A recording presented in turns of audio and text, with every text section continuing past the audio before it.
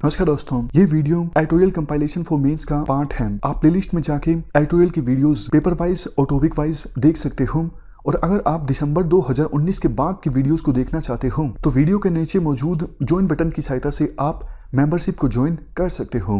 चलिए discussion start करते हैं। आप इस आर्टिकल को जीएस पेपर 2 के इस टॉपिक से रिलेट कर सकते हो।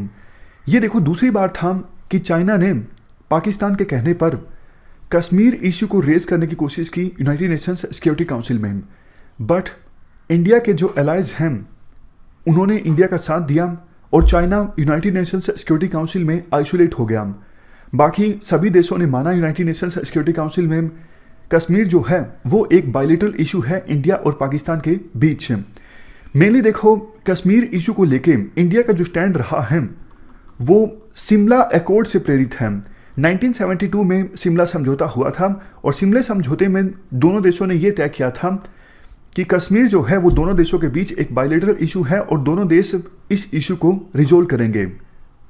बट देखो, ध्यान देने वाली बात यह है, जिस प्रकार से पाकिस्तान के कहने पर चाइना बार बार कश्मीर इशू को यूनाइटेड नेशंस सिक्योरिटी काउंसिल में रेज करने की कोशिश करता है, इससे दोनों देशों के बायलैटरल रिलेशंस पर जरूर इंपैक्ट पड़ सकता है।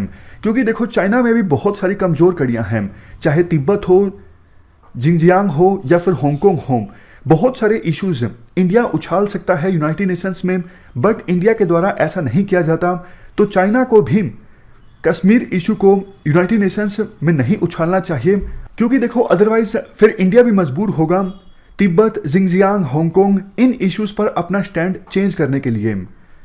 और ध्यान देने वाली बात यह भी है, पिछले साल ममल्लापुरम में जब इंडिया और चाइना के बीच इनफॉर्मल समिट ऑर्गेनाइज हुआ था, दोनों देशों के लीडर्स मिले थे, तो उस मुलाकात में चाइना के राष्ट्रपति के द्वारा ऑफिशियली कश्मीर इशू को नहीं रेज किया गया था। तो फिर मतलब ही नहीं बनता कि यूएन में चाइना के द्वारा कश्मीर इश्यूज को रेज किया जाना। बट देखो, इंडिया को भी अपनी तरफ से पूरी कोशिश करनी चाहिए कि जल्द से जल्द कश्मीर में जो हालात हैं वो सामान्य हों। अभी भारत सरकार को कुछ सफलता हाथ लग रही है कश्मीर में सिचुएशन को नॉर्मलाइज करने में। बहुत सारे देशों के राजदूतों ने विजिट किया कश्मीर में। शायद इसी से पाकिस्तान बिल्कुल डेस्परेट है कि कैसे न कैसे करके कश्मीर में सिचुएशन को नॉर्मलाइज होने से रोका जाए। और पाकिस्तान ने चाइना को बोला कि आप यूएन में कश्मीर इशू को रेज कीजिए ताकि फिर से दुनिया के विभिन्न देशों का ध्यान आकर्षित किया जा सके कश्मीर की तरफ। अभी तक देखो, कश्मीर में इंटरनेट की पूरी तरह से बहाली नहीं हुई है, लेकिन इंपॉर्टेंट लोकेशंस पर इंटरनेट अभी चल रहा है। जब सभी पॉलिटिकल जो प्रिजनर्स हैं उनको रिहा कर दिया जाएगा, इंटरनेट नॉर्मल ढंग से चलेगा और जो एडिड रिस्ट्रिक्शंस लगाई गई थी वो हटा ली जाएंगी, तब हम कह सकेंगे कश्मीर में जो सिचुएशन है वो अब पहले जैसी है। देखो, एक अच्छी बात यह हुई है कि जब से कश्मीर में स्पेशल स्टेटस को रिवोक किया गया है, वायलेंस नहीं हुआ है कश्मीर में। ये आप सरकार की मेजर अचीवमेंट कह सकते हो।